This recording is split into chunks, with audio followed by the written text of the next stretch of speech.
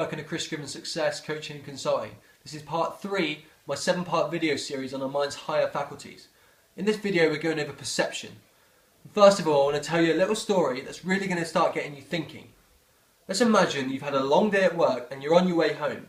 You pull up to a set of traffic lights and a car comes up behind you and it stops right up behind you and he starts beeping his horn. And this is a bit annoying, but the light goes green so you carry on. You come up to the second set of traffic lights and the guy does the same thing. He comes up and starts pounding on the horn behind you.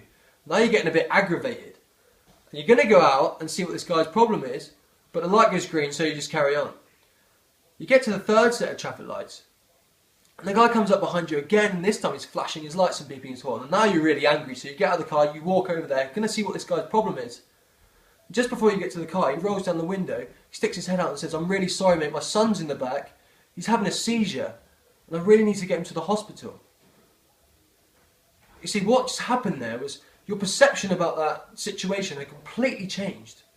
The situation was the same the whole time, but how you perceived it, that had changed. Someone once said that when you change the way you look at things, the things you look at start to change.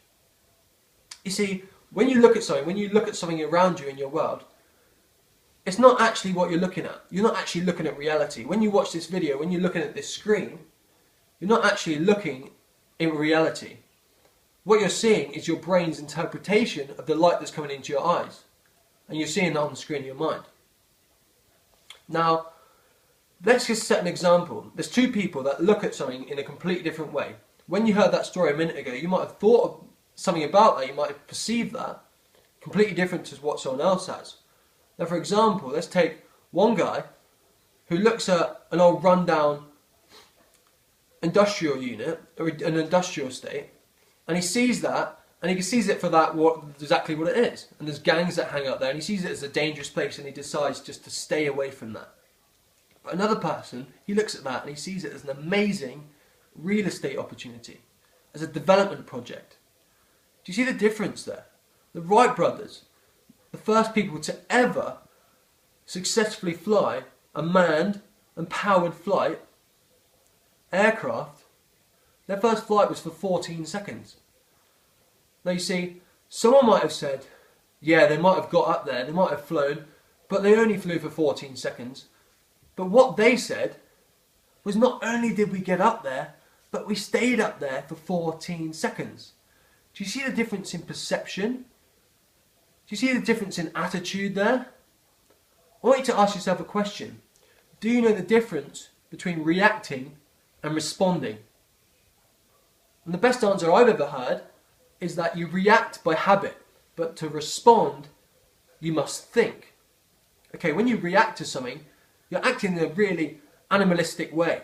You know, fight or flight. You know, that's instinct. But when you respond, you're using a higher level of awareness, higher consciousness. You're using your mind's higher faculties to respond. You must think to respond. Now, if you want to change your perception about something, you really have to think about it. You have to take some time and think about it.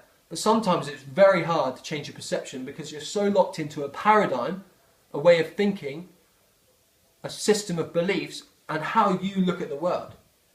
Okay, so sometimes it's good to get some advice about a certain situation or something to get a different perspective. But you don't really want to go to someone who's negative or someone who's cynical. You know, you don't want to really go to someone who thinks the same as you, because they're going to see it in the same way. You want to go to someone who thinks differently to get a different perspective. Someone who's going to be able to help you look at that situation from different angles.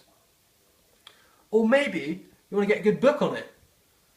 You know, you can get a book on whatever you're trying to do and you can learn from that, and then that will help you to see it differently.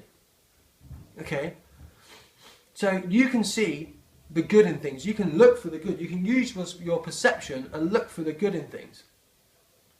You know, if you're having a bad situation, you don't have to see the bad. You can see the good in it. And you say, no, there's just bad in it. But to be bad, something has to be good too. Because they're both the same sides of the same coin. So if something's bad, there has to be good in it.